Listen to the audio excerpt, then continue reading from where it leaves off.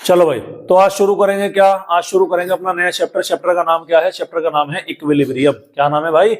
Equilibrium. तो equilibrium के अंदर बेटा दो चीजें पढ़ेंगे हम केमिकल इक्विलिब्रियम, एक पढ़ने वाले हैं आयोनिक इक्विलिब्रियम। समझ में आ रही बात? तो वैसे इसका जो बेसिक इंट्रोडक्शन है वो यही है। इक्विलिब्रियम से आप मतलब समझते होंगे, इक्विलिब्रियम मतलब बैलेंस। तराजू होता है ना, तराजू, तराजू को बैलेंस करके चलना, तो बैलेंस करने को हम क्या बोलते हैं? इक्विलिब्रियम बोलते हैं। समझ में आ रही बात? अब अगर आपके याद होगा, जब मैंने केमिकल काइनेटिक्स वाला चैप्टर शुरू किया था तब मैंने आपको वहां पर एक बात बताई थी। क्या बताई थी? कि थर्मोडायनेमिक्स ये बताएगा कि रिएक्शन होगी या नहीं होगी। आ रही बात समझ में? केमिकल काइनेटिक्स ये बताता है कि रिएक्शन किस स्पीड से होगी। आ रही बात समझ में? और केमिकल इक्विलिब्रियम आपको क्या बताएगा? वो ये बताएगा कि रिएक्शन कितनी हो गई। समझ में आ रही बात? रिएक्शन हो गई या नहीं होगी कौन बताएगा? थर्मोडी। समझ में आ रही बात? रिएक्शन किस स्पीड से हो रही कौन बताएगा? Chemical kinetics. रिएक्शन कितनी हो गई वो कौन बताएगा? Chemical equilibrium. बोलो भाई, यहां तक बात समझ में आई कि नहीं आई? चलिए, तो सबसे पहले हम बात करते हैं बेटा, यहाँ पर सबसे पहले हम बात करते हैं भाई केमिकल रिएक्शन के बारे में। किसके बारे में बात करते हैं बच्चों? केमिकल रिएक्शन के बारे में हम यहाँ पर बात करते हैं। बताओ क्या होती है केमिकल रिएक्शन? अबे वही तो आप जो जानते हो है भाई। क्या होता है केमिकल रिएक्शन? केमिकल रिएक्शन वही तो है जो आप जानते हो। क्या जानते हो? कि चेंज होना, किसमें होना? केमिकल चेंज होना। केमिकल चेंज हो रहा है किसके अंदर? किसी भी सब्सटेंस के अंदर, उसे हम क्या बोलते हैं? केमिकल रिएक्शन बोलेंगे। फिजिकल चेंज हो रहा तो क्या बोलेंगे? फिजिकल रिएक्शन बोलेंगे। अरे कोई दिक्कत वाली बात है? तो किसी भी सब्सटेंस के अंदर क्या है, अगर कोई चेंज आपको दिखाई पड़ रहा है, केमिकल चेंज अगर आपको देखने मिल रहा है रिएक्टेंट या प्रोडक्ट के अंदर, उसे हम क्या बोलेंगे? केमिकल रिएक्शन बोलते हैं। पहला पॉइंट समझ में आ रही बात? दूसरा पॉइंट आता है बेटा यहाँ पर कि टाइप्स ऑफ केमिकल रिएक्शन। किसकी बात हो रही भैया यहाँ पर? टाइप्स ऑफ केमिकल रिएक्शन के बारे में यहाँ पर क्या होती है? बात होती है। ठीक है, तो डायरेक्शन के बेसिस पर, किसके बेसिस पर भैया? डायरेक्शन के बेसिस पर। किसके बेसिस पर? डायरेक्शन के बेसिस पर दो तरह से रिएक्शन पॉसिबल है। एक हो गया हमारा रिवर्सिबल रिएक्शन, एक का नाम क्या है भाई? Reversible reaction. और दूसरी रिएक्शन का नाम हो गया बच्चों इरिवर्सिबल रिएक्शन। क्या नाम हो गया भाई? इरिवर्सिबल रिएक्शन है। तो दो रिएक्शन हमारे यहाँ पर होंगी, इनको हम यहाँ पर क्या करने वाले हैं? देखने वाले हैं। समझ में आ रही बात? चलिए, तो सबसे पहले मैं आपसे बात करता हूं। देखो मैं यहीं पर आपको एक टेबल बना देता हूं। उसी टेबल में रिवर्सिबल और इरिवर्सिबल हम यहाँ पर आराम से समझ जाएंगे। तो इधर मैंने क्या लिखा? इधर मैंने लिखा इरिवर्सिबल रिएक्शन। क्या लिखा भाई? Irreversible reaction. और इधर मैं क्या लिख दूंगा भाई? इधर लिख दूंगा रिवर्सिबल रिएक्शन। बोलो यहां तक बात बताओ, समझ में आई कि नहीं आई? है भाई? अरे आगे क्या समझ में आ गई? चलिए, इरिवर्सिबल रिएक्शन में पढ़िएगा क्या है, ध्यान से सुनिएगा। मैंने बोला कि डायरेक्शन किधर को है। क्या बोला मैंने? डायरेक्शन किधर को है। तो सबसे पहले देखिएगा, इरिवर्सिबल रिएक्शन को रिप्रेजेंट करते हैं सिंगल एरो से। समझ में आ रही बात? और रिवर्सिबल रिएक्शन को रिप्रेजेंट करेंगे भैया इस तरह से, डबल हेडेड एरो से। कोई दिक्कत वाली बात है? इरिवर्सिबल रिएक्शन में ध्यान से सुनिएगा, इरिवर्सिबल रिएक्शन में रिएक्शन क्या होती है? Forward direction. फॉरवर्ड मतलब आगे की तरफ को बढ़ती है। समझ में आ रही बात? और यहां पर इरिवर्सिबल के अंदर क्या होगी बेटा? फॉरवर्ड के साथ साथ forward as well as backward. बोलो भाई, यहां तक कहानी समझ में आएगी नहीं आई बात? तो क्या होगी? इरिवर्सिबल में क्या होगी वो रिएक्शन? फॉरवर्ड आगे की तरफ को चलेगी, और रिवर्सिबल में आगे को भी जा सकती है और पीछे को भी आ सकती है। वो डिपेंड करता है सिचुएशन के ऊपर। समझ में आ रही बात? क्लियर है? इसका मतलब ये हुआ कि इरिवर्सिबल रिएक्शन में जो बेटा आपका प्रोडक्ट होता है ना, product can not be converted back into reactant. समझ में आ रही बात? Can not be converted back into reactant. समझ में आ रही बात? यानी कि क्या है कि प्रोडक्ट जो है वो रिएक्टेंट के अंदर एज इट इज क्या नहीं हो सकता? वापस कन्वर्ट नहीं हो सकता। और जबकि अगर मैं बात करूं बेटा रिवर्सिबल रिएक्शन की, तो रिवर्सिबल रिएक्शन में क्या होता है?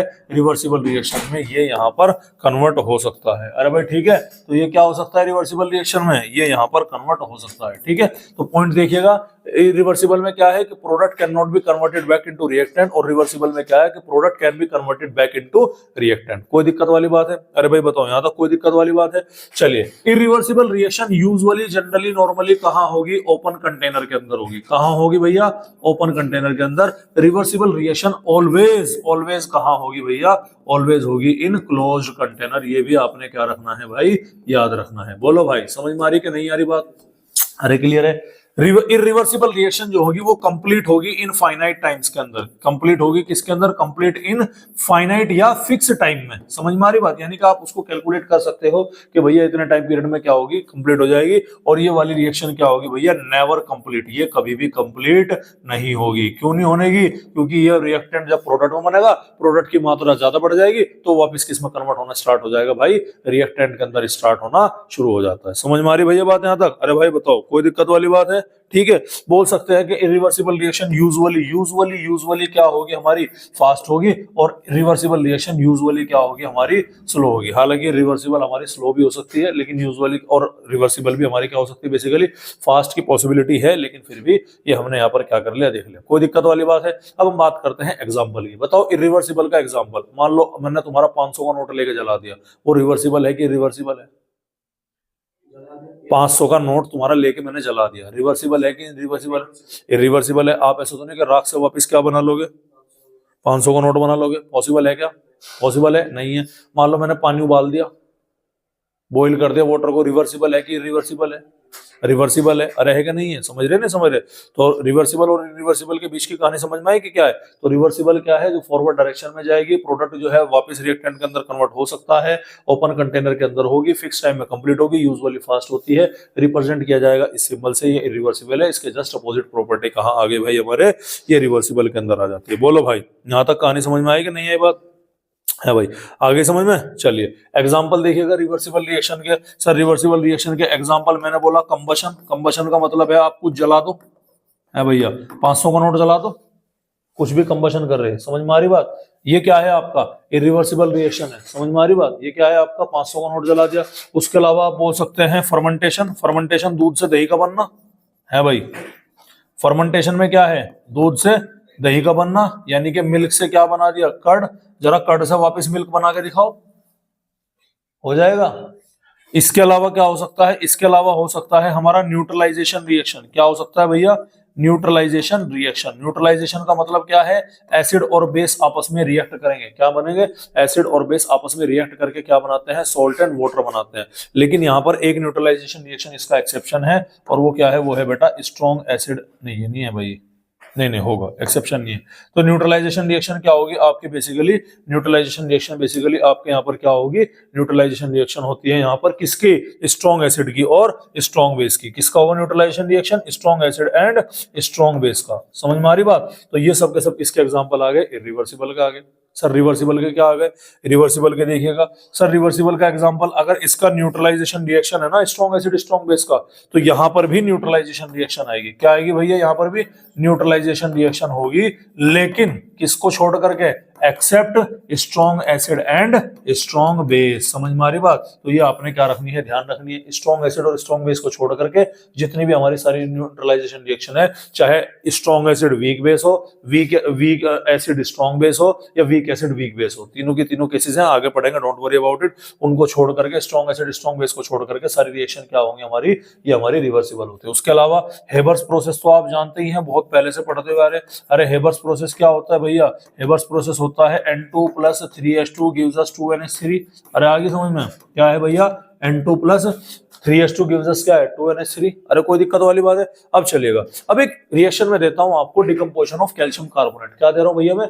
Decomposition of calcium carbonate. तो कैल्शियम कार्बोनेट है मेरा ये CaCO3। ये कैसा होता है भाई? सॉलिड होता है। इसको जब मैं डिकम्पोज करता हूं, ठीक है, ध्यान से सुनिएगा, ये किसके अंदर कन्वर्ट होगा? कैल्शियम ऑक्साइड सॉलिड के अंदर, और यहां से क्या बाहर निकलेगी? कार्बन डाइऑक्साइड गैस बाहर निकलेगी। ठीक है, एक रिएक्शन तो मेरी हो गई। ठीक है भाई, चलिए अब दूसरी रिएक्शन में और इसको लेकर के बोलता हूं। दूसरी रिएक्शन मेरी क्या हो गई? ये वाली हो गई। ठीक,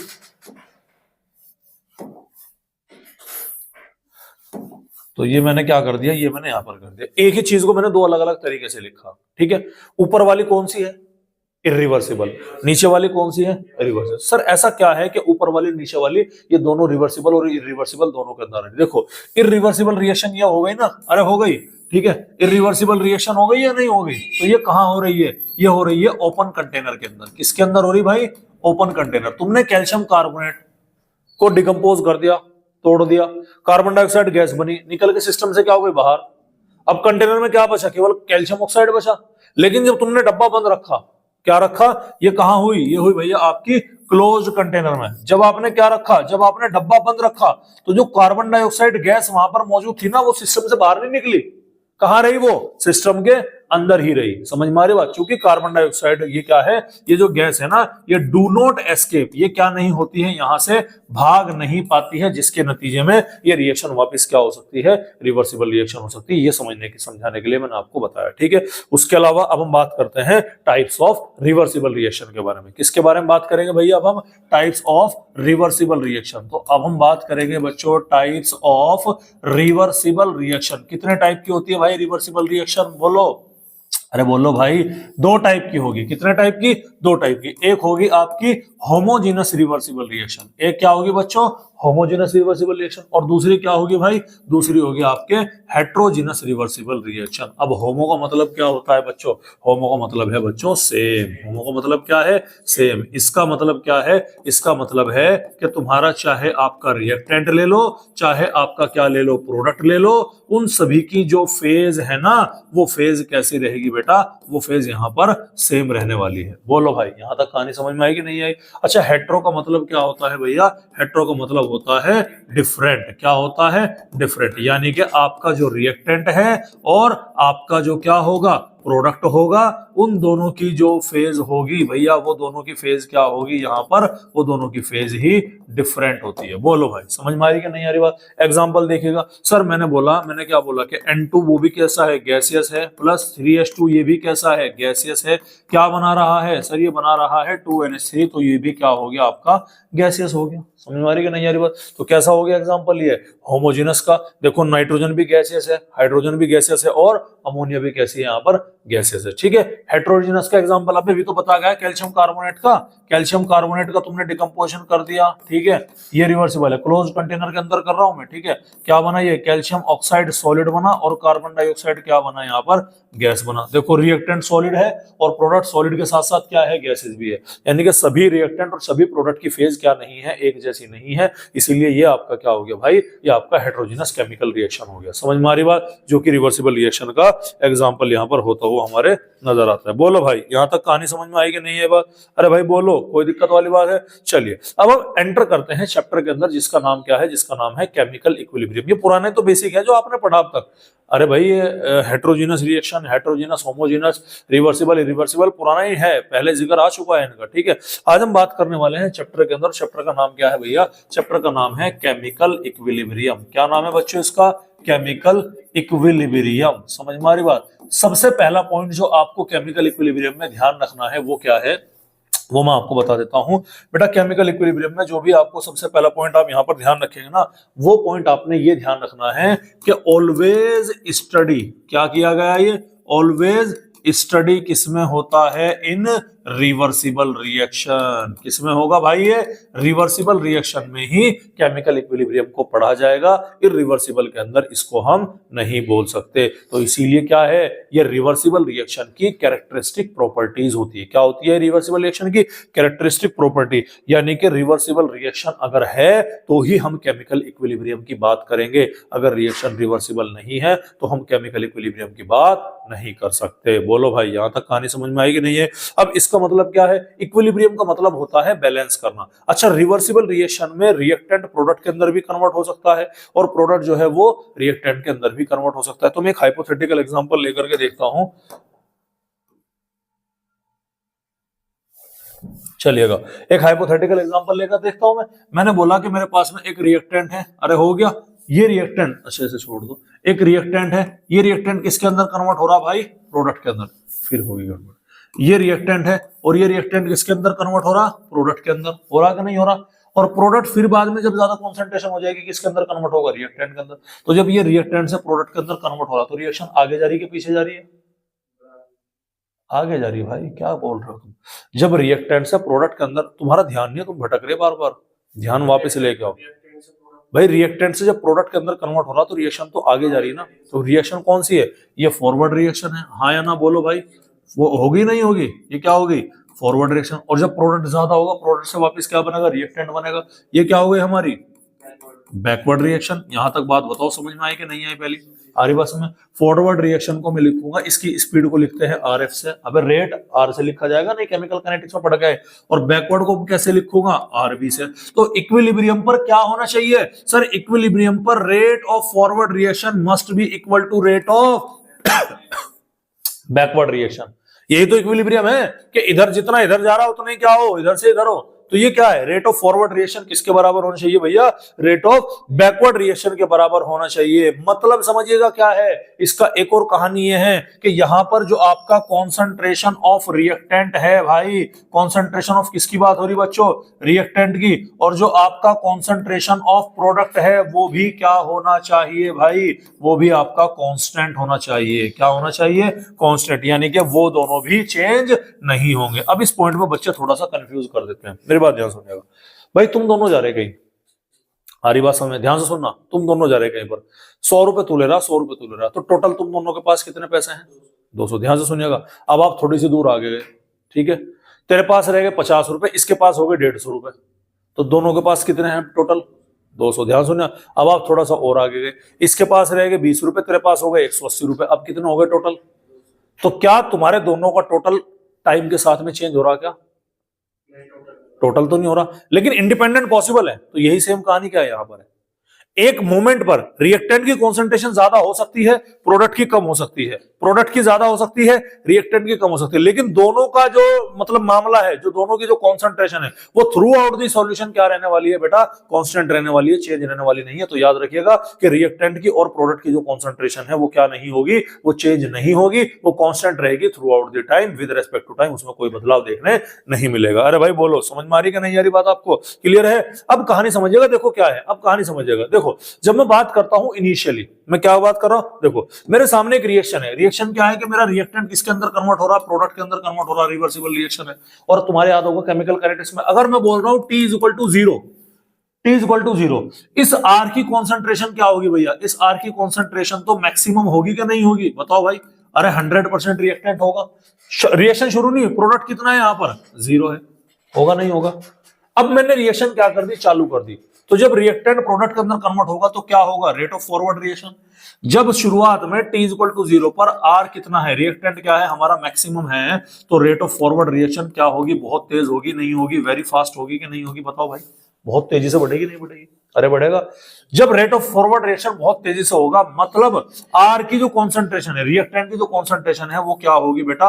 वो ग्रेजुअली क्या होगी? डिक्रीज होगी कि नहीं होगी? अरे घटेगी नहीं घटेगी? R की कॉन्सेंट्रेशन जब ये यूज हो रहा है, एक लेवल ऐसा आएगा कि प्रोडक्ट मैक्सिमम बन चुका है। होगा नहीं होगा? तो आफ्टर टाइम, T टाइम के बाद में क्या होगा? ध्यान सुनिएगा। T टाइम के बाद में ये होगा कि जो तुम्हारे प्रोडक्ट की कॉन्सेंट्रेशन है, प्रोडक्ट की जो कॉन्सेंट्रेशन है वो क्या होगी? प्रोडक्ट का रिएक्टेंट में कन्वर्ट होना क्या कहलाया जाएगा? RB कहलाया जाएगा, नहीं कहलाया जाएगा? तो प्रोडक्ट जब बनेगा, प्रोडक्ट किसके अंदर कन्वर्ट होना शुरू होगा? रिएक्टेंट के अंदर कन्वर्ट शुरू होगा। तो यहाँ पर जो RB है ना, तो ये भी क्या होती है? ये भी ग्रेजुअली आपके इंक्रीज होती हुई नजर आएगी। समझ में आ रही बात? यानी कि ध्यान से सुनिएगा, ये क्या है तुम्हारा? ये तुम्हारा रिएक्टेंट है, ये क्या है? तुम्हारा प्रोडक्ट है, ठीक है। अब तुम ध्यान से सुनना मेरी बात। अब तुम्हें रिएक्टेंट घटेगा, प्रोडक्ट बढ़ेगा, तो तुम ऐसे ऐसे ऐसे ऐसे ऐसे करके चलोगे, नहीं चलोगे? अरे चलोगे। तो कहीं ना कहीं तो आगे बैलेंस हुआ नहीं वो, तो यही बैलेंसिंग पॉइंट क्या है? इक्विलिब्रियम। लेकिन वो ऐसे चलेगा फिर, समझ रहे? फिर जब ऐसा हो जाएगा फिर वो क्या करेगा? फिर ऐसे करेगा। इसीलिए तो मैंने कहा कि कभी कंप्लीट नहीं होने की, ये ऐसे ऐसे करती रहती है, चलती रहती है, चलती रहती है, चलती रहती है। समझ में आ रही बात? कभी कंप्लीट नहीं होगी। समझ में आ रही बात? तो क्या है अब देखिएगा, ये क्या है आपका? ये रिएक्टेंट है। ये क्या है आपका? ये प्रोडक्ट है। अब रिएक्टेंट कम होना शुरू हुआ हुआ हुआ हुआ हुआ हुआ, प्रोडक्ट क्या हो गया? बढ़ गया। इसी तरह से क्या होगा?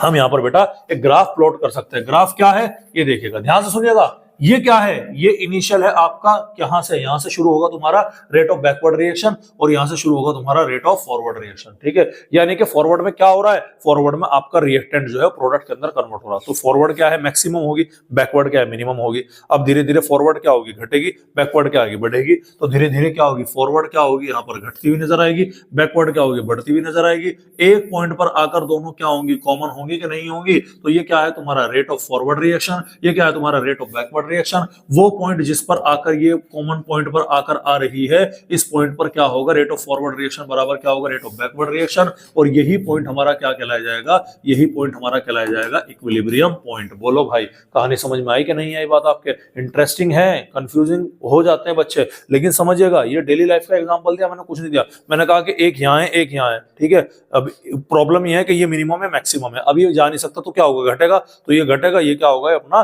बढ़ना शुरू होगा। तो ये क्या था हमारा, ये था हमारा केमिकल रिएक्शन को लेकर के। अरे कोई दिक्कत वाली बात है, कोई दिक्कत वाली बात है, ठीक है। चलिएगा, अब एक चीज का कंक्लूजन निकाले, sir rate of forward reaction किसके डायरेक्टली ऊपर डिपेंड करेगी, ये डिपेंड करेगी कि रिएक्टेंट की कॉन्सेंट्रेशन कितनी है, हाँ या ना?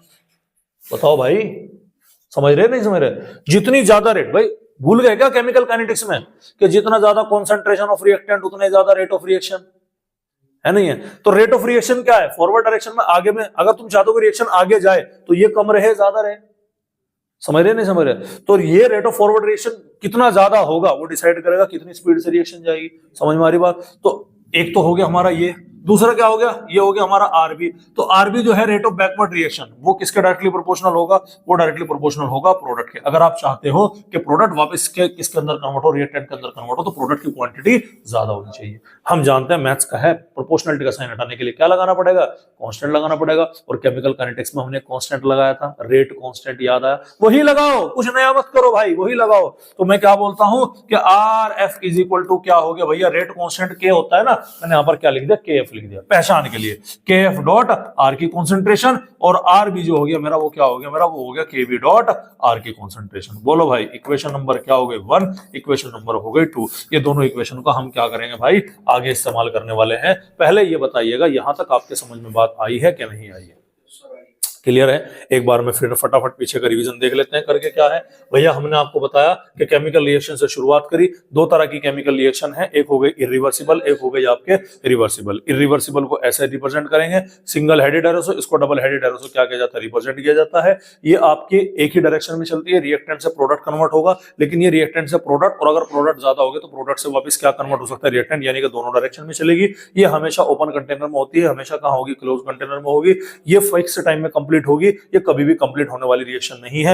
यूजुअली ये फास्ट होती है और यूजुअली ये क्या होंगी, स्लो होंगी। जैसे 500 का नोट जला दो तो वो इरिवर्सिबल रिएक्शन है, लेकिन तुम स्ट्रॉन्ग एसिड स्ट्रॉन्ग बेस का न्यूट्रलाइजेशन रिएक्शन अगर आप कर रहे हैं, स्ट्रॉन्ग एसिड स्ट्रॉन्ग बेस को छोड़ करके, ठीक है, वो और आपका जो हेबर्स प्रोसेस है वो, ये सब के सब आपके किसके एग्जांपल है भैया, ये सब के सब आपके इसी के एग्जांपल है। अरे भाई बोलो, उसके बाद में हमने क्या पढ़ा था, उसके बाद में हमने टाइप्स ऑफ रिवर्सिबल रिएक्शन देखा था, होमोजेनस और हेटेरोजेनस। अगर फेज सेम है तो होमोजेनस होगा, फेज डिफरेंट है तो हेटेरोजेनस होगा। इसके बाद में हमने क्या पढ़ा, केमिकल इक्विलिब्रियम पढ़ा। केमिकल इक्विलिब्रियम हमेशा रिवर्सिबल रिएक्शन में पढ़ा जाता है, जहां पर फॉरवर्ड रिएक्शन की जो रेट है किसके बराबर होनी चाहिए, बैकवर्ड रिएक्शन की रेट के बराबर होनी चाहिए, और कॉन्सेंट्रेशन रिएक्टेंट और प्रोडक्ट की क्या होनी चाहिए, कांस्टेंट होनी चाहिए, वो चेंज आपकी नहीं होगी। समझ में आ रही बात? उसके बाद में हमने एक हाइपोथेटिकल एग्जांपल लिया, किसको लेकर के, एक रिएक्टेंट कन्वर्ट हुआ प्रोडक्ट के अंदर। शुरुआत में रिएक्टेंट मैक्सिमम रहेगा तो रेट ऑफ फॉरवर्ड रिएक्शन बहुत फास्ट रहेगी, लेकिन जैसे जैसे रिएक्टेंट की कॉन्सेंट्रेशन घटेगी, प्रोडक्ट की कॉन्सेंट्रेशन बढ़ेगी, तो रेट ऑफ बैकवर्ड रिएक्शन भी क्या होने लगेगी, इंक्रीज होने लगेगी। और इसी चीज को हमने यहाँ पर रिप्रेजेंट किया कि रेट ऑफ फॉरवर्ड रिएक्शन बहुत फास्ट होगी, लेकिन वो क्या होगा, रिएक्टेंट की कॉन्सेंट्रेशन क्या होगी, लगातार घटेगी, नहीं घटेगी भाई, शुरुआत में तो तेजी से होगी लेकिन लगातार क्या होगी, घटेगी।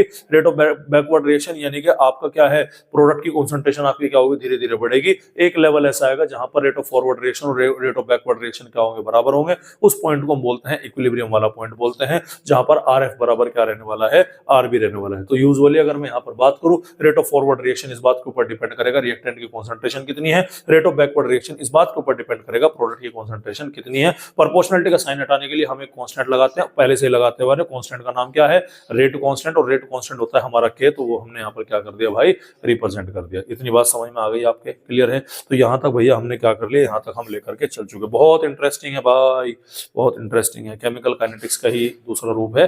बच्चे थोड़ा सा इसमें क्या कर जाते हैं, घबरा जाते हैं। अरे कोई दिक्कत वाली बात है? चलिए अब अगली टर्मिनोलॉजी है, देखो यहाँ पर एक लॉ लगता है, ठीक है, लॉ ऑफ मास एक्शन। क्या लगता है भाई, लॉ ऑफ मास एक्शन, ठीक है, जिसको आप यूज कर चुके हैं, हालांकि केमिकल काइनेटिक्स में थोड़ा सा यूज कर लिया आपने, लेकिन उसको समझने से पहले हमें एक टर्मिनोलॉजी यहाँ पर समझनी पड़ेगी। टर्म का नाम है एक्टिव मास। क्या नाम है भैया टर्म का?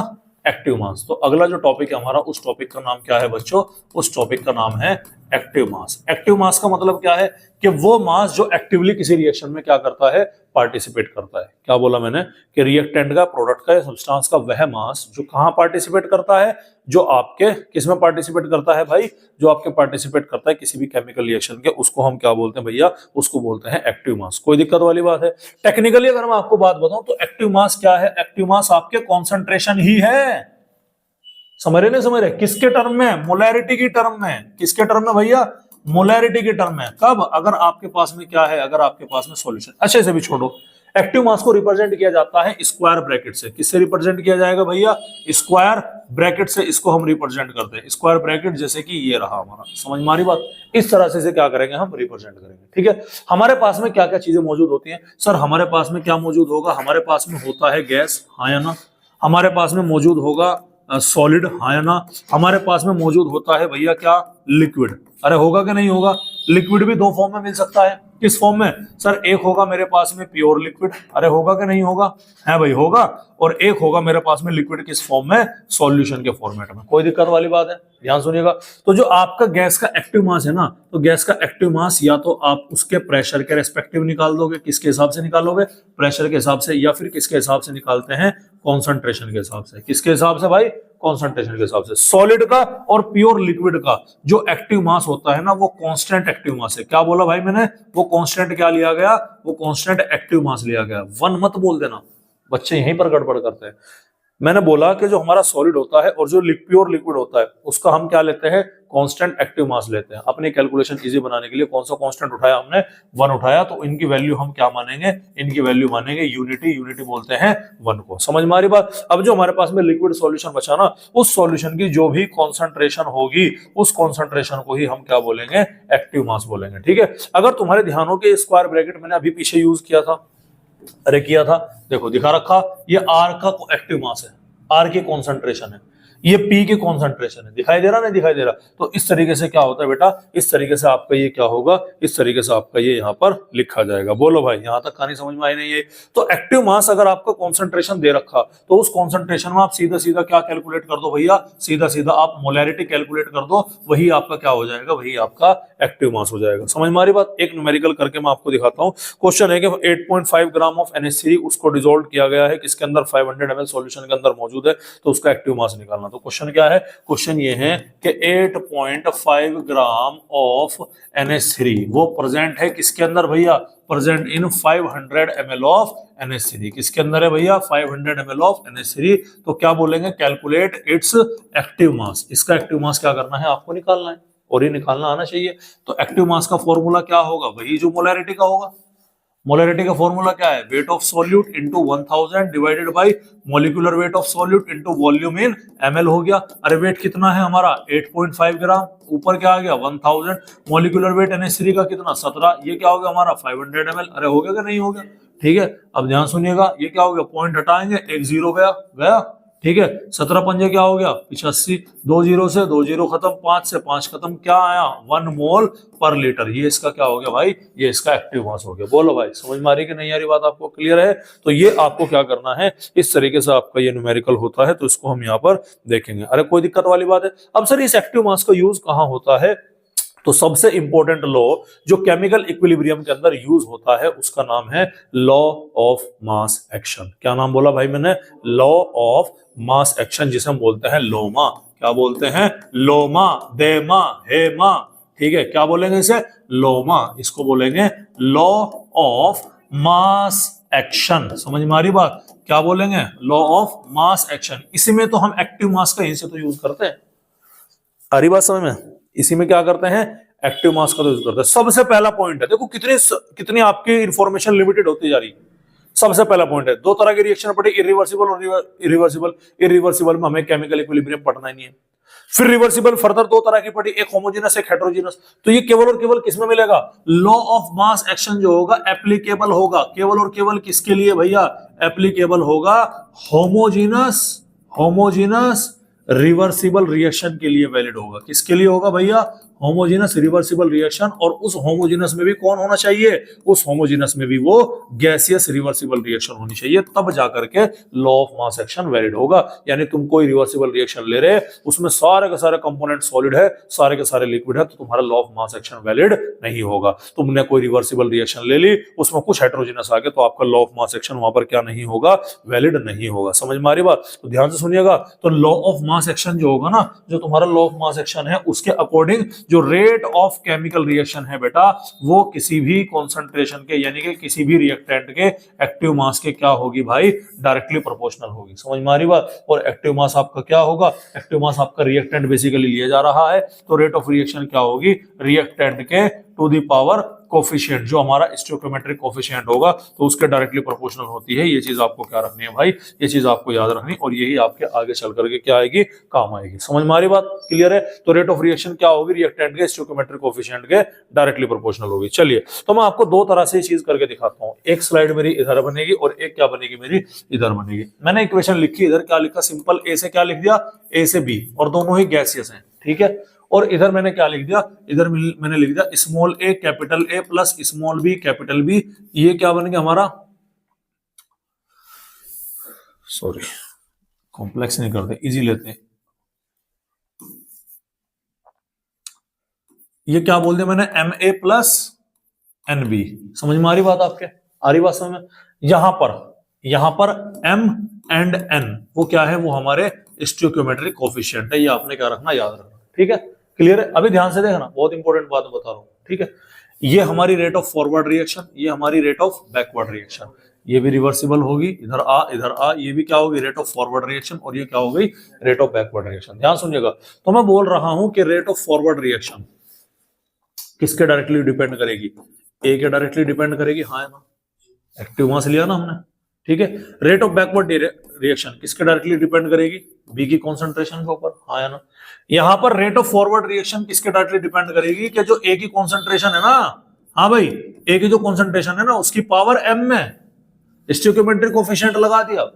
समझ रहे नहीं समझ रहे? यहां पर क्या होगी, रेट ऑफ बैकवर्ड रिएक्शन किसके डायरेक्टली प्रोपोर्शनल होगी, B to the power n के अंदर। बोलो भाई, यहां तक कहानी समझ में आई कि नहीं आई बात आपके?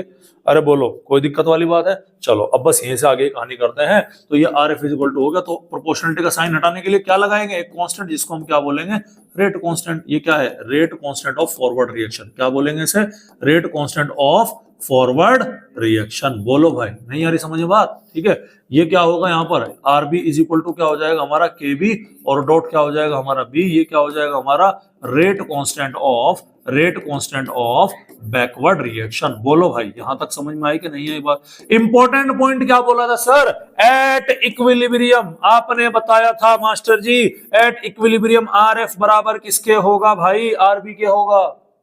दैट मींस कि अगर इक्विलिब्रियम पे ये इक्वेशन और ये इक्वेशन दोनों को मैं क्या कर सकता हूं, इक्वेट कर सकता हूं। बोले तो भैया कि के एफ ऑफ ए की कॉन्सेंट्रेशन वो किसके बराबर होगा, के बी ऑफ बी की कॉन्सेंट्रेशन। अबे होगा नहीं होगा भाई, मैं कांस्टेंट एक साइड ले लेता हूं, तो के एफ अपॉन क्या बन गया, के बी इज इक्वल टू क्या आ गया, कैपिटल बी, यानी बी का एक्टिव मास डिवाइडेड बाई ए का एक्टिव मास। बोलो भाई, यहां तक कहानी समझ में आई? कांस्टेंट को एक कांस्टेंट से डिवाइड करा तो एक नया कांस्टेंट बनेगा, जिसको हम क्या बोलते हैं, के ई क्यू, या खाली हम क्या लिखते हैं भैया, के के नाम से भी जानते हैं। और ये आपका के क्या कहलाया जाएगा, ये आपका कहलाया जाएगा इक्विलिब्रियम कांस्टेंट। क्या बोलेंगे इसको भाई हम, इक्विलिब्रियम कांस्टेंट। समझ में आ रही कि नहीं आ रही बात? यानी इक्विलिब्रियम पर जो आपके फॉरवर्ड रेट कांस्टेंट का और बैकवर्ड रेट कांस्टेंट का जो रेशियो होता है ना, उसी को हम क्या बोलते हैं, इक्विलिब्रियम कांस्टेंट बोलते हैं। और ध्यान दीजिएगा कि इसमें प्रोडक्ट की कॉन्सेंट्रेशन ऊपर है और रिएक्टेंट की कॉन्सेंट्रेशन कहां है, नीचे है। अगर यही सेम कहानी मैं यहां अप्लाई करूं तो इसके लिए, इस इक्वेशन के लिए के ई क्यू इक्विलिब्रियम कांस्टेंट, ये खाली के भी लिखा मिलेगा, ध्यान से सुनिएगा,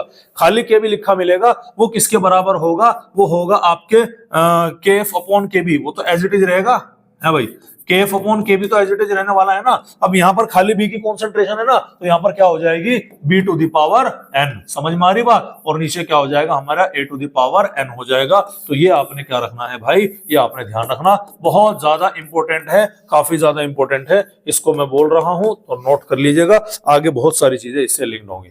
आ रही बात समझ में? तो ये क्या था हमारा, ये था हमारा इक्विलिब्रियम कांस्टेंट बेटा की, जो हमने यहाँ पर क्या कर लिया, जो हमने यहाँ पर निकाल लिया। अरे कोई दिक्कत वाली बात है भाई, कोई दिक्कत वाली बात है? अब आपको यहां से क्या निकालना पड़ेगा बेटा, अब आपको यहां से मैं आपके सामने कुछ इक्वेशन दे रहा हूं, कुछ इक्वेशन लिख रहा हूं, और उसको हम क्या करेंगे, उसके हम के ई क्यू या इक्विलिब्रियम कांस्टेंट की वैल्यू रखेंगे, ठीक है। उससे पहले आपको एक चीज और समझना होगा कि इक्विलिब्रियम कांस्टेंट, ध्यान से सुनिएगा, मैं बात करता हूं फॉर्म्स ऑफ के ऊपर, जो आपका के ई क्यू है या जो आपका के है, इसके रूप के बारे में बात करूंगा। अगर मैं बात कर रहा हूं कॉन्सेंट्रेशन को लेकर के, किसको लेकर के, कॉन्सेंट्रेशन को लेकर के, तो इस के को लिखूंगा मैं के सी से, समझ में आ रही बात। और अगर मैं बात कर रहा हूं प्रेशर को लेकर के, तो इस के को मैं कैसे लिखूंगा भाई, के पी से। देख लो आप, सर क्यों बोल रहे हैं आप ये, क्योंकि अगर आपके याद हो, कहां गया भाई ये दादा, कहां गया,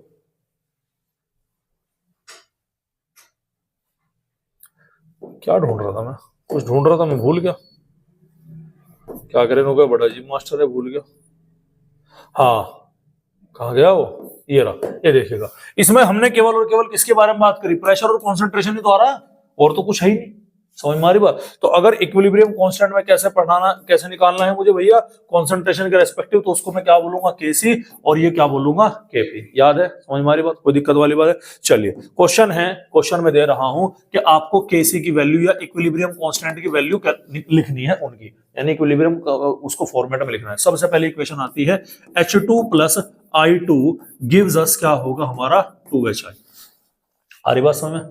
तो इसके लिए अगर आप के ई क्यू की वैल्यू निकालें तो क्या होगा, प्रोडक्ट ऊपर है, रिएक्टेंट क्या होगा, नीचे है, तो प्रोडक्ट क्या हो गया, ऊपर HI, डब्बे में बंद करना मत भूलिएगा कि पावर 2, नीचे क्या आ गया, I2 डब्बा बंद, और इधर क्या आ गया हमारा H2 डब्बा बंद। ये क्या हो गया, के ई क्यू हो गया हमारे इस इक्वेशन के लिए, समझ में आ रही बात। अगले रिएक्शन देखिएगा, सर मैंने बोला कि N2 प्लस 3H2, ये क्या हो गया हमारा, गिव्स अस क्या है भाई, 2NH3। तो इसके लिए जरा के ई क्यू की वैल्यू निकालो भैया, के ई क्यू की वैल्यू निकालो। प्रोडक्ट क्या है, NH3, एक्टिव मास इसका टू द पावर 2 आ गया, डिवाइडेड बाई क्या हो गया, N2 हो गया, डिवाइडेड N2 में क्या हो गया, H2 टू द पावर क्या आ गया, थ्राइस आ गया। यानी जो स्टोइकोमेट्रिक कोएफिशिएंट है उनके एक्टिव मास की पावर में क्या कर देना है, रेज कर देना है। डायरेक्ट निकालने का आपका क्या हो गया, तरीका हो गया। ठीक है भाई, अरे समझ में आ रही बात आपके। उसके अलावा और इक्वेशन हम देख सकते हैं भैया, 2SO2 प्लस O2, ये है हमारा 2SO2 plus O2 gives us क्या होगा, ये हमारा 2SO3। अबे यही होगा, नहीं होगा, ठीक है। इसका निकालो भैया जरा के ई क्यू।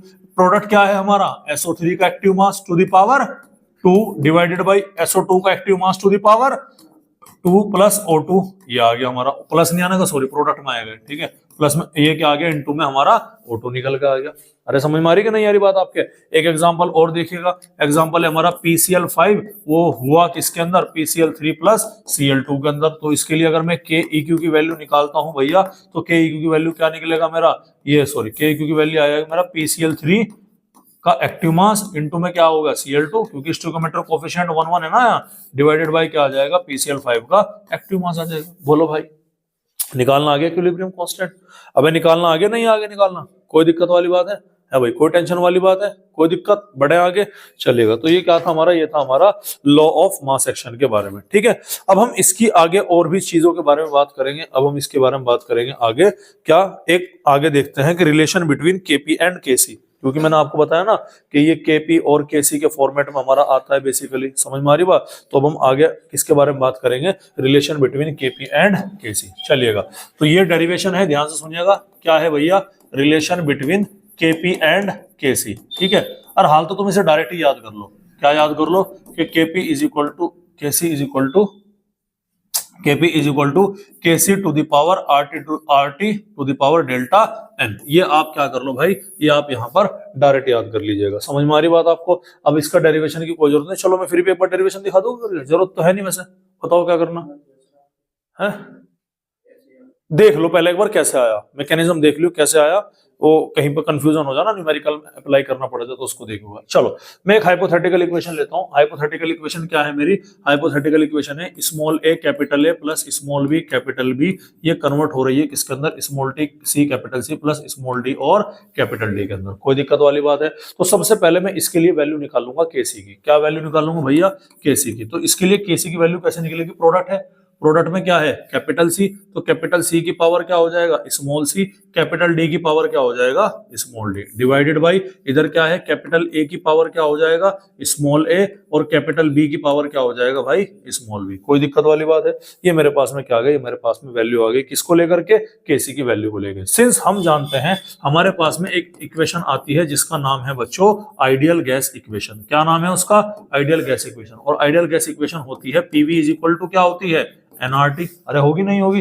तो P इज इक्वल टू क्या होगा भाई, P is equal to n by V R T होगा। तो P इज इक्वल टू क्या हो गया हमारा यहाँ पर सी आर टी हो गया। दैट मीन्स कि प्रेशर डायरेक्टली प्रोपोर्शनल हो गया किसके, कॉन्सेंट्रेशन के। हो गया कि नहीं हो गया? अभी ध्यान सुनिएगा, तो ये क्या है हमारे पास में इक्वेशन बनी है ना P is equal to C R T, ठीक है। अच्छा कॉन्सेंट्रेशन में कैसे लिख रहा हूँ, कॉन्सेंट्रेशन लिख रहा हूँ मैं डब्बे के अंदर, लिख रहा नहीं लिख रहा? अरे लिख रहा। तो यहाँ पर कितने रिएक्टेंट है मेरे, चार, कितने सब्सटेंस है, चार, ए बी सी और डी, है ना।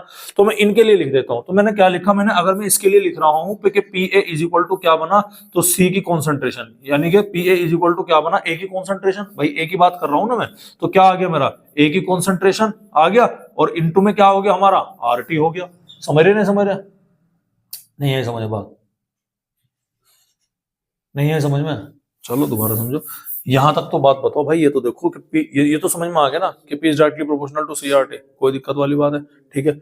अब ये इक्वेशन क्या बनी मेरी, इक्वेशन बनी P is equal to C R T. P क्या है, प्रेशर है। किसका प्रेशर देखेंगे सर, एक बार ए का, एक बार बी का, एक बार सी का, एक बार डी का। तो सबसे पहले तो हमने क्या ले लिया यहाँ पर, सबसे पहले हमने ले लिया एक पी ए ले लिया, एक क्या ले लिया पीबी ले लिया, एक क्या ले लिया पीसी ले लिया, और एक क्या ले लिया पीडी ले लिया। कोई दिक्कत वाली बात है? अच्छा आरटी तो सब में कांस्टेंट रहेगा, तो यहाँ पर भी मैंने क्या ले लिया आरटी, यहाँ पर भी क्या ले लिया आरटी, इधर भी आरटी, और इधर भी क्या हो गया आरटी हो गया। सी क्या है सर, सी है हमारी कॉन्सेंट्रेशन। सी क्या है भैया हमारी, सी हो गया बेटा हमारी कॉन्सेंट्रेशन। अरे हो गई नहीं होगी? अब कॉन्सेंट्रेशन किसकी है, यहाँ पर एक ही लेनी, तो ए की कॉन्सेंट्रेशन, केवल अभी कॉन्सेंट्रेशन को लिखना है स्टोइकोमेट्री। ए की कॉन्सेंट्रेशन कितनी हो गई, तो यहाँ पर ये ए की कॉन्सेंट्रेशन आ गया, बी है तो यहाँ पर क्या आ गया बी की कॉन्सेंट्रेशन आ गया, सी है तो यहाँ पर क्या आ गया सी की कॉन्सेंट्रेशन आ गया, और डी है तो यहाँ पर क्या आ गया डी की कॉन्सेंट्रेशन आ गया। कोई दिक्कत वाली बात है? अब समझ में आ गई। अब इस चारों की चारों वैल्यू को कहाँ पुट कर दो, इस इक्वेशन के अंदर पुट कर दो। कोई दिक्कत वाली बात?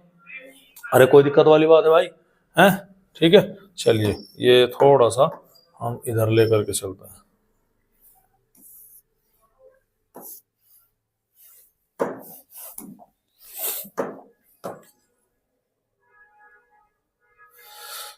हाँ जी ठीक है, कोई दिक्कत वाली बात है?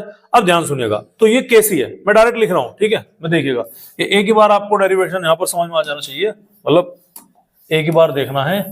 ये आपका ऐसा कोई रॉकेट साइंस नहीं है कि भाई कि बहुत बड़ा।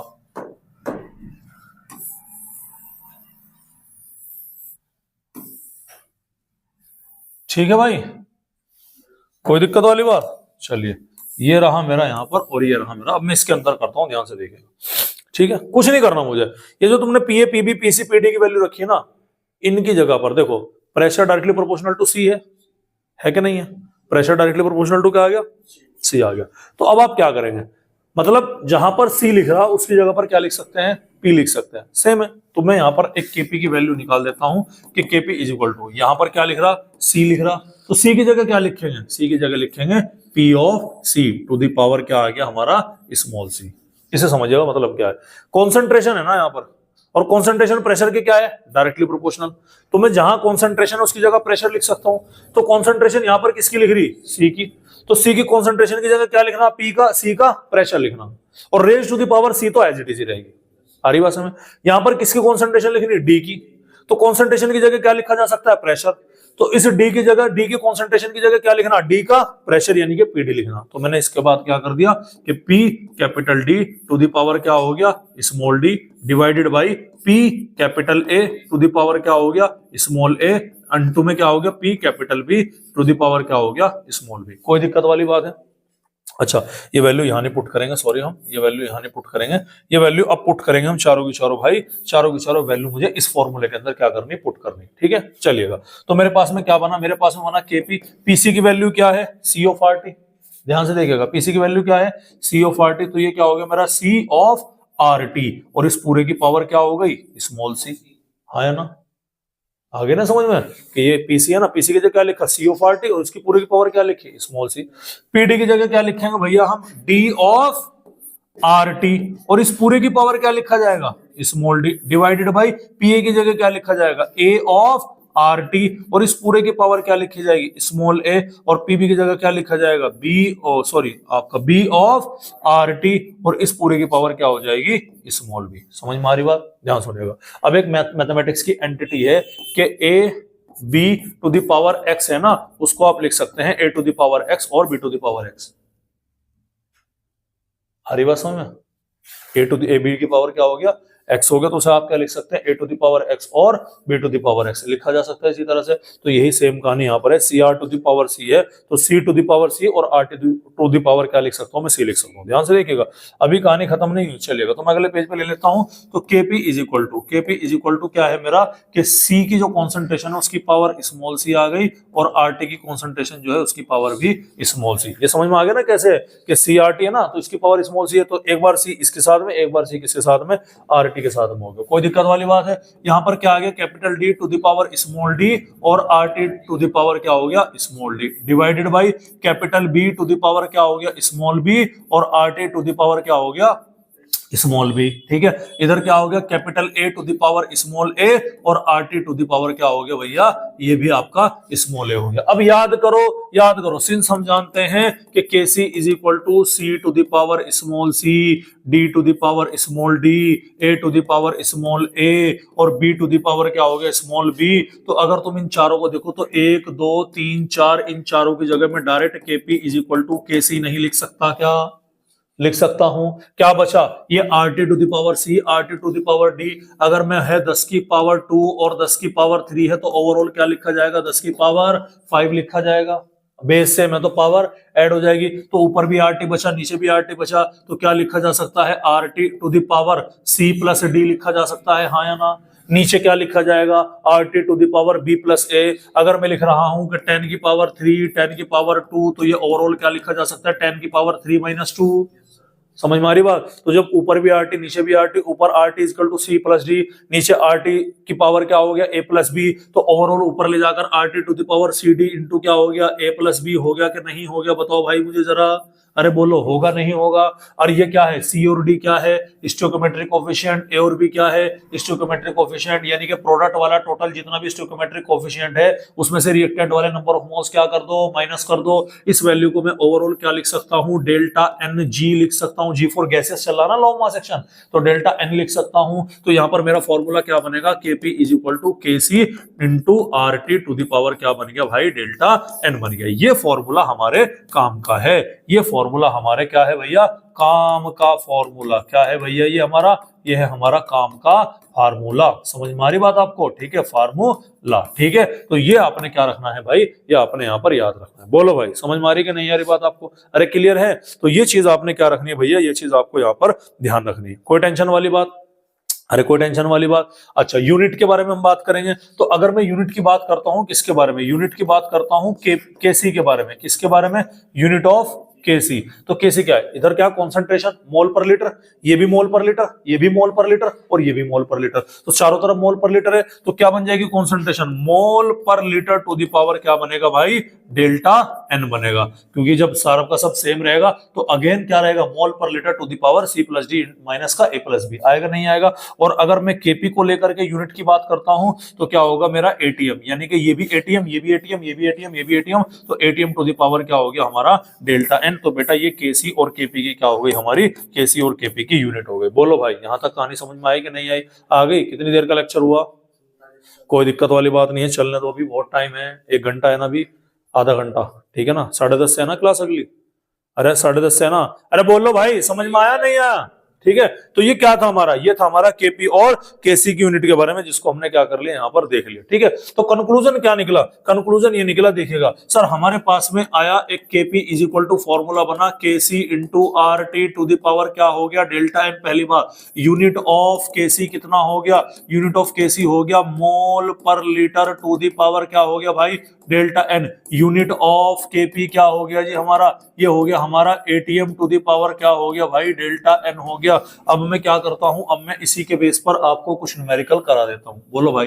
अरे ठीक है भाई, ठीक है, चलिएगा। पहला न्यूमेरिकल जो हम यहां पर देखने वाले हैं, पहला न्यूमेरिकल क्या है, चलिएगा।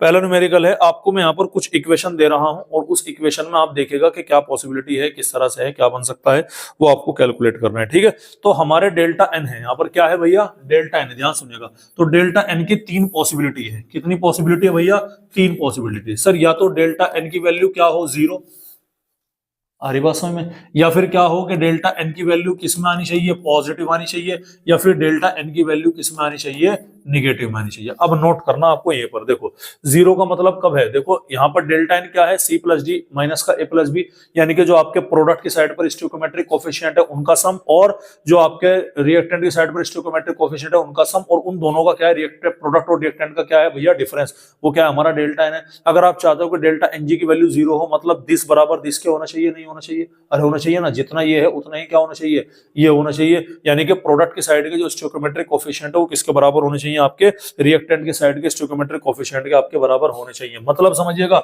मैंने क्या बोला, एग्जांपल देखिएगा, मैंने बोला कि H2, क्या बोला मैंने कि H2 प्लस I2 ये आपको क्या प्रोवाइड कराएगा, गिव्स अस 2HI। समझ में आ रही कि नहीं आ रही बात। अब इसके लिए डेल्टा एन की वैल्यू निकालो, तो आपको क्या करना है, डेल्टा एन की वैल्यू तो तुम्हें पता लग गई 0 है, 0 कैसे है, तो डेल्टा एन प्रोडक्ट की साइड पर कितना स्टोइकोमेट्रिक कोफिशिएंट है, 2, इधर ध्यान दो भाई, प्रोडक्ट की साइड पर कितना स्टोइकोमेट्रिक कोफिशिएंट है, 2, रिएक्टेंट की साइड पर सर एक यहां पर है और एक यहां पर है, तो 1 और 1 कितना हो गया, 2, तो 2 माइनस 2 कितना हो गया, 0, तो डेल्टा एन की वैल्यू क्या हो गई, यहां पर 0 हो गई। कोई दिक्कत वाली बात है। हमारे पास में इक्वेशन है sir, Kp is equal to Kc into R T to the power क्या हो गया, डेल्टा एन। अगर मैं डेल्टा एन की वैल्यू 0 रखूंगा, पूरी की पूरी फ्रैक्शन क्या हो जाएगी, 0, तो क्या मेरा Kp बराबर Kc के होगा कि नहीं होगा, अरे होगा। अगर मैं इस इक्वेशन के लिए Kc लिखूं, तो Kc इस इक्वेशन के लिए कैसे लिखा जा सकता है कि HI की पावर क्या हो गया, 2 आ गया, डिवाइडेड बाई I2, और इनटू में क्या हो गया हमारा एक्टिव मास ऑफ H2। अबे ऐसे लिखा जाएगा, नहीं लिखा जाएगा,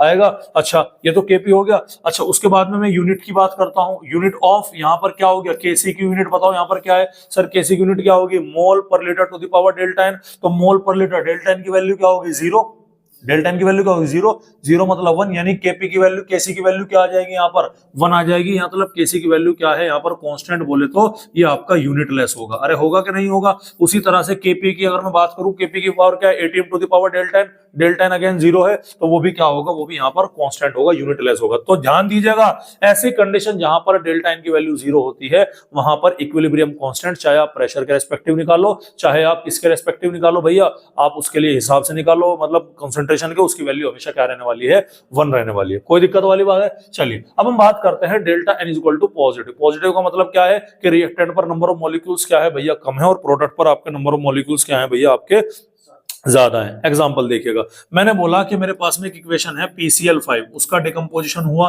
किसमें टूटा, वो PCl3 प्लस Cl2 के अंदर टूटा, होगा नहीं होगा। अब इस इक्वेशन के लिए डेल्टा एन की वैल्यू निकालो, क्या है डेल्टा एन की वैल्यू, सर ये 1 है, ये 1 है, तो रिएक्टेंट की साइड के स्टोइकोमेट्रिक कोफिशिएंट का सम कितना हो गया, 2, और एक इधर है तो कितना हो गया, 1, तो 2 माइनस 1 कितना हो गया, 1 आ गया। अरे ये कुछ भी हो सकता है, जरूरी नहीं 1 ही हो, ये 2 भी हो सकता है। हरी बात समझ में, ये क्या हो सकता है, 2 भी हो सकता है, ये 4 भी हो सकता है, कुछ भी हो सकता है। ठीक है, तो डेल्टा एन की वैल्यू क्या है, 1। अब आपने क्या करना, कुछ नहीं करना। अब मैंने Kp के फॉर्मूले में रख देना, sir Kp is equal to क्या हो गया मेरा, Kc इंटू में क्या हो गया, RT to the power delta n की जगह क्या रख दिया, 1 रख दिया। तो मुझे बताओ इस इक्वेशन को देख के, ये Kp is equal to Kc into RT है, इस इक्वेशन को देख के Kp बड़ा है कि Kc बड़ा है, देख कर बताओ। इस इक्वेशन को देख करके बताइएगा कि Kp बड़ा है, Kc बड़ा। अबे देखो Kp की वैल्यू Kc इंटू RT में गुणा करके आ रही है ना, Kp बड़ा हो गया ना, तो Kp की वैल्यू क्या हो गई, यहाँ पर Kp की वैल्यू बड़ी हो गई Kc से। अब Kp कैसी है, मत सोचना कि जी वो क्या बीमारी है, Kp क्या है, Kc क्या है, उसको हमें नहीं पता, समझ में आ रही बात। और अगर मैं इसकी यहाँ पर देखो यूनिट चेंज होती है हर बार, और अगर मैं इसकी यहाँ पर यूनिट निकालने लग जाऊँ, किसकी यूनिट निकालू भैया मैं, Kc की, तो Kc की यूनिट क्या आएगी, यहाँ पर मोल पर लीटर, डेल्टा एन की वैल्यू कितनी है, 1 है ना, तो मोल पर लीटर आएगी, और Kp की यूनिट क्या आएगी, ATM आएगी। बोलो भाई यहाँ तक कहानी समझ में आई कि नहीं है बात, क्लियर है। अब अगला क्वेश्चन देखिएगा, अब लिया मैंने N2 plus 3H2 gives us क्या हो गया भाई हमारा ये 2NH3। तो बताओ इसके लिए डेल्टा एन की वैल्यू कितनी हो गई, कैलकुलेट करो जल्दी करके डेल्टा एन की वैल्यू। इसके लिए डेल्टा एन की वैल्यू निकालो, माइनस के 2 कैसे आए निकल के, 2 इधर प्रोडक्ट की साइड पर है, 3 और 1 क्या हो गया, 4 आ गया, तो 2 माइनस 4 इज इक्वल टू कितना हो गया भाई, माइनस को 2। डेल्टा एन की वैल्यू कितनी हो गई, माइनस के 2 हो गई। अरे हो गई कि नहीं होगी, तो डेल्टा एन की वैल्यू कितनी आ गई भाई, माइनस का 2। अब कुछ नहीं करना, वही सेम निकालो। तो Kp इज इक्वल टू क्या हो गया, Kp is equal to Kc into RT to the power क्या हो गया, माइनस का 2 हो गया। इसे मैं ऐसे लिख सकता हूं कि केसी अपॉन आर टी का क्या हो गया, स्क्वायर हो गया, हाँ या ना। तो केसी की वैल्यू अगर मैं यहां से निकालूंगा क्या निकलेगी, केपी इंटू आर टी का क्या हो गया, होल स्क्वायर। मतलब यहाँ पर केसी की वैल्यू केपी और आर टी की गुणा करके तब आएगी। मतलब यहाँ पर क्या है कि केपी की वैल्यू क्या है भैया, लेस देन आएगी केसी से। अब ये मत लिख के दे रहे हैं, तो मैंने तुम्हें समझाने के पर्पज से बताया, समझ में आ रही बात। कंक्लूजन तो ये निकलेगा इसका, केपी की वैल्यू किससे छोटी है भैया, केसी से छोटी है। अगर मैं यूनिट की बात करूं, यहाँ पर यूनिट किसकी है भैया, यूनिट निकालो आप केसी की। तो केसी क्या है, मोल per litre to the power -2। हाँ भाई यही होगी नहीं होगी, mole per litre to the power -2। और आपका केपी की यूनिट क्या होगी भैया, एटीएम टू द पावर -2। बोलो भाई ये क्या है आपका, ये आपको ध्यान रखना। कंक्लूजन क्या है, कंक्लूजन ये है कि अगर डेल्टा एन की वैल्यू 0 है तो केपी बराबर किसके होगा, केसी का होगा। डेल्टा एन की वैल्यू पॉजिटिव है तो केपी बड़ा होगा किससे, केसी से। डेल्टा एन की वैल्यू नेगेटिव है तो केसी बड़ा होगा केपी से। बस आपको क्या रखना है, ये कंक्लूजन अपना बेटा यहाँ पर ध्यान रखना है, समझ में आ रही बात। और इक्विलिब्रियम कांस्टेंट जो मैंने आपको बताया है, इक्विलिब्रियम कांस्टेंट क्या होगा, मेरा रिएक्टेंट और प्रोडक्ट, यहाँ पर ये सारी चीजें हमारी होती हुई नजर आएगी। ठीक है, क्लियर है, कोई दिक्कत वाली बात है। चलिए अभी थोड़ा सा और पोर्शन जरा सा और करा देता हूँ, एक दो न्यूमेरिकल भी करा देता हूँ इसके ऊपर। तो मैंने अभी क्या निकाला, मैंने निकाला के इक्विलिब्रियम। कंक्लूजन क्या है कि जो भी आपका प्रोडक्ट होगा उसकी कॉन्सेंट्रेशन डिवाइडेड बाय उसका एक्टिव मास डिवाइडेड बाय जो भी आपका रिएक्टेंट होगा उसका एक्टिव मास, यही होगा कि नहीं होगा, अरे होगा नहीं होगा, क्लियर है। तो स्टोइकोमेट्रिक कोएफिशिएंट में 1 1 ही करके मान लेता हूं, मान लो क्या दिक्कत है, ठीक है कोई दिक्कत नहीं है, अरे कोई टेंशन वाली बात है, ठीक है। अब चलिएगा, अब ध्यान सुनिएगा, अब के की वैल्यू, अगर ध्यान से सुनना मेरी बात, बहुत इंपॉर्टेंट है। अगर मैं के की वैल्यू, के इक्यू की वैल्यू यहाँ पर 1 रख देता हूं तो प्रोडक्ट की कॉन्सेंट्रेशन किसके बराबर आ जाएगी, रिएक्टेंट के बराबर आएगी कि नहीं आएगी। हाँ भाई इधर ध्यान दो, अगर मैं के इक्यू की वैल्यू क्या रख देता हूँ, 1 रख देता हूं तो रिएक्टेंट इधर चला जाएगा ना, रिएक्टेंट बराबर प्रोडक्ट हो जाएगा। अगर मैं के की वैल्यू, ध्यान सुनिएगा मेरी, अगर मेरी के की वैल्यू क्या है, पॉजिटिव है, ज्यादा है, क्या बोला मैंने, अगर के की वैल्यू पॉजिटिव है, ज्यादा है, कितना ज्यादा है, या फिर 1 से फालतू आप मान सकते हैं, ठीक है 1 से एक्स्ट्रा अगर मैं मान दूं, ठीक है। तो ध्यान सुनिएगा, मान लो मैंने यहाँ पर के की वैल्यू क्या रखी 2, तो ये आर है, इधर कितना हो गया 2r, तो प्रोडक्ट ज्यादा है किसके बराबर, 2r के बराबर, अरे होगा नहीं होगा। तो यहाँ पर किसकी कॉन्सेंट्रेशन ज्यादा होगी, प्रोडक्ट की कॉन्सेंट्रेशन जो है वो हमारी रिएक्टेंट की कॉन्सेंट्रेशन से ज्यादा होगी। और अगर के की वैल्यू क्या रख दूं मैं, लेस देन 1 रख दूं, माइनस में रख दूं, लेस देन 1 रख दूं, कम रख दूं, तो आपका प्रोडक्ट की कॉन्सेंट्रेशन क्या हो जाएगी, कम हो जाएगी, किसके मुकाबले में, रिएक्टेंट के मुकाबले में। तो ये भी आपको डायरेक्ट क्वेश्चन सॉल्व करने में हेल्पफुल होगा। अगर इक्विलिब्रियम कांस्टेंट कहीं पर यूनिटी है तो आपका रिएक्टेंट बराबर है किसके, प्रोडक्ट के। इक्विलिब्रियम कांस्टेंट के की वैल्यू आपकी क्या आ रही, पॉजिटिव मारी, मतलब 1 से ज्यादा आ रही, तो पी प्रोडक्ट जो है वो ज्यादा है, और अगर 1 से कम आ रही तो क्या हो गया, आपका रिएक्टेंट ज्यादा है एज कंपेयर टू प्रोडक्ट के मुकाबले में। अरे कोई दिक्कत वाली बात है। अब एक क्वेश्चन इसके ऊपर करके देख लेते हैं हम, ठीक है 2 क्वेश्चन करके देख लेते हैं। तो एक इक्वेशन हमारे सामने गिवन है, इक्वेशन है बेटा हमारे सामने PCl5 इज इक्वल टू क्या बना, PCl3 प्लस Cl2। तो इसका डेल्टा एन की वैल्यू कितनी है, 0 हो गई। तो क्वेश्चन क्या गिवन है, क्वेश्चन ये गिवन है इस इक्वेशन के लिए जो हमारे Kc की वैल्यू वो कितनी है, 0.04 है। और हाँ तो आपको क्या निकालना है, आपको निकालना है find Kp at 500 kelvin, 500 kelvin पर आपको क्या निकालना है, Kp की वैल्यू निकालनी है। समझ में आ रही बात आपको। तो मेरे सामने फॉर्मूला क्या था, मेरे सामने फॉर्मूला है कि Kp is equal to Kc RT to the power क्या हो गया, डेल्टा एन। डेल्टा एन की वैल्यू सर ये 1 और 1 2 में से एक गया, अरे भाई डेल्टा एन की वैल्यू कितनी आ गई, 1 आ गई। तो अगर मैं इसकी वैल्यू 1 रखेंगे तो क्या बनेगा, ये Kc इंटू क्या बनेगा, RT टू द पावर 1 बनेगा। और ये स्टेप मिस करना, एग्जैक्ट एक एक स्टेप मत लिखा करो। Kc की वैल्यू कितनी हो गई, 0.04 इंटू R को एज इट इज रखो, टेम्परेचर कितना है 500 केल्विन। तो 2 पॉइंट से क्या हो गया, 2 0 खत्म, तो आंसर क्या आ गया 20R, इसका आंसर आ गया। बोलो भाई समझ में आई कि नहीं आई बात आपके। चलिएगा अगला सवाल हम लेकर के चलते हैं। इक्वेशन हमारी क्या है कि N2 प्लस 3H2, N2 है 3H2 है, ये किस में कन्वर्ट हो रही है, ये 2NH3 के अंदर कन्वर्ट हो रही है। समझ में आ रही बात। इसके लिए क्वेश्चन गिवन है, क्वेश्चन क्या है कि Kc की वैल्यू कितनी गिवन है, 0.5 गिवन है। क्या गिवन है भैया, 0.5 गिवन है। और गिवन क्या है, RT का जो प्रोडक्ट है ना, वो RT की वैल्यू तुम्हें ऑलरेडी दे रखी है, और वो कितनी है भैया, 0.1 है। तो आपको क्या करना है, आपको Kp की वैल्यू यहाँ पर कैलकुलेट करनी है। समझ में आ रही बात आपकी, क्लियर है। चलिए तो Kp की वैल्यू कैसे रखेंगे भैया, हम देखिएगा Kp इज इक्वल टू क्या हो गया, Kc टू दी इंटू में RT टू दी पावर क्या हो गया, डेल्टा एन। अरे हो गया नहीं हो गया, डेल्टा एन कितना निकलेगा, 2 3 और 1 4, 2 में से क्या 4 गया 4, माइनस का 2 आ गया। तो डेल्टा एन की वैल्यू क्या है यहाँ पर, डेल्टा एन की वैल्यू हो गई माइनस का 2। तो Kp की वैल्यू आपको निकालनी, Kc की वैल्यू कितनी है 0.5, RT की वैल्यू कितनी है 0.1 टू द पावर क्या हो गया माइनस का 2। वो नीचे ले आऊंगा मैं, तो 0.5 into 0.1 to the power plus का 2 इंटू 0.1 इंटू क्या हो गया 0.1, एक पॉइंट से क्या बचा, एक पॉइंट बचा, पॉइंट हटाकर क्या लगा दिया 0, तो आंसर क्या आ गया, आंसर आ गया आपका 50। समझ में आ रही बात। तो ये था बेटा आपका किसके बारे में, ये था आपका केपी और केसी के बारे में। यहां तक कहानी समझ में आई। अभी बहुत सारी चीजें इक्विलिब्रियम में बाकी है, फिजिकल स्टेट बाकी है, आ रही बात समझ में। उसके अलावा आपका क्या है, फिजिकल स्टेट के अलावा ली शटलर प्रिंसिपल है, लॉ ऑफ मास एक्शन में अभी और भी बहुत सारी चीजें बाकी है। इक्विलिब्रियम कांस्टेंट के बारे में बात करेंगे, characteristic of equilibrium and equilibrium constant को भी हम क्या करेंगे यहाँ पर देखने वाले हैं। तो उम्मीद है भाई ये लेक्चर समझ में आया होगा, नहीं भी आया तो दोबारा देखिए, तिबारा देखिए, लेकिन ये चीज जरूर देख लेना, बहुत इंपॉर्टेंट है, बहुत काम की चीज है। समझ में आ रही बात। और इसी के साथ हमारे आज के मुख्य समाचार क्या हुए, समाप्त हुए। नमस्कार।